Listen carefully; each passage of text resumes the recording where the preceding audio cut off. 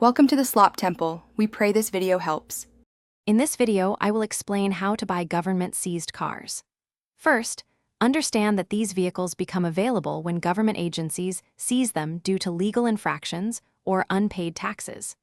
These cars are then typically sold to the public through auctions, offering a unique opportunity to purchase a vehicle at a potentially lower price than market value. It's a process that requires a bit of research, but the potential savings can be substantial for savvy buyers. Finding these auctions is your next step. The General Services Administration, or GSA auctions, is a key federal resource for vehicles. Many state and local government agencies also conduct their own sales, often through their surplus property divisions. Additionally, various online platforms aggregate listings from multiple government sources, making it easier to browse available cars from your home. Always check official government websites for the most accurate information. Once you've found an auction, understanding the bidding process is crucial.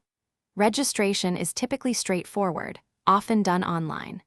Before bidding, always inspect the vehicle in person if possible, or review detailed descriptions and photos carefully. Remember, these cars are sold as is, so due diligence is key. Be ready to complete your purchase quickly, as payment is usually required within a few business days after winning.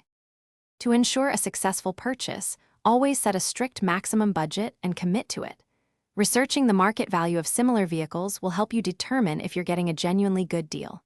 Remember, these cars might require some repairs, so factor that into your overall cost. Also, for those looking to streamline their daily routine, check out the link in the description for some fantastic deals, including leak-proof containers for easy meal prep. Happy bidding, and drive safely. Thanks for watching. Consider subscribing if we helped you.